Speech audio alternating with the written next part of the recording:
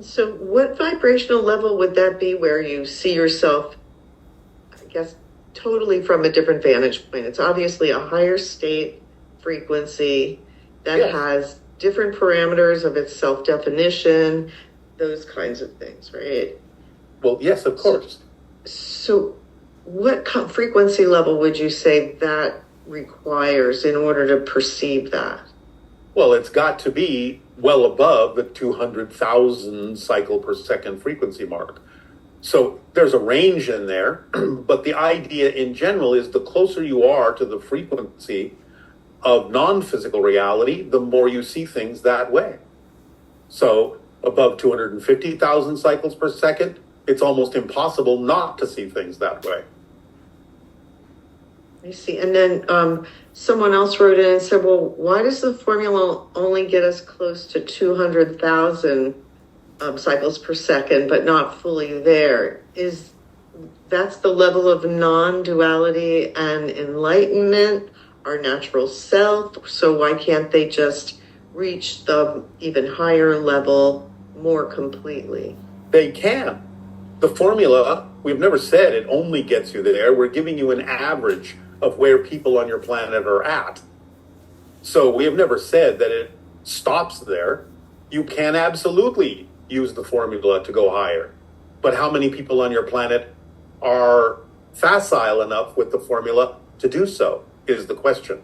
So we're giving you an average of what most people attain by using it if they're attaining a higher frequency than the average on your planet.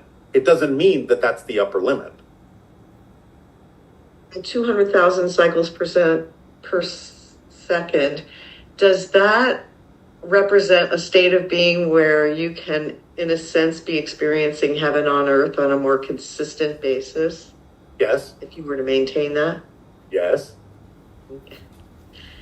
So, yeah, because someone else asked the question, well, at least why do we only have it like for brief moments? At least in your own life.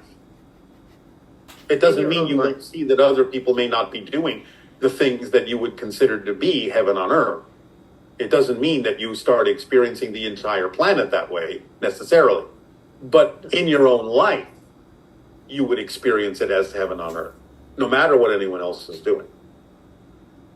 Yeah, because there was another question about, well, why don't people maintain that 200,000? You know, maybe they have a peak moment and they get there and then it go back down again. And there are a variety of reasons why that happens. A lot of them typically are because they still have certain challenges to face and they have certain belief systems to let go of.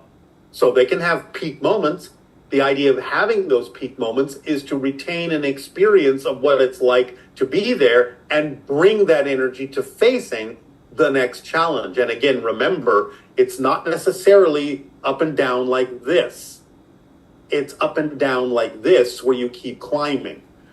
But the idea is you may lower for a while to deal with something more physically, then raise again, then lower for a while, maybe to help someone else who's on a lower vibration, and you have to sort of equate to them and equal to them and align with them temporarily to help bring them up with you again. So there may be many reasons why the fluctuation occurs, but never assume that you actually go down to the same place again.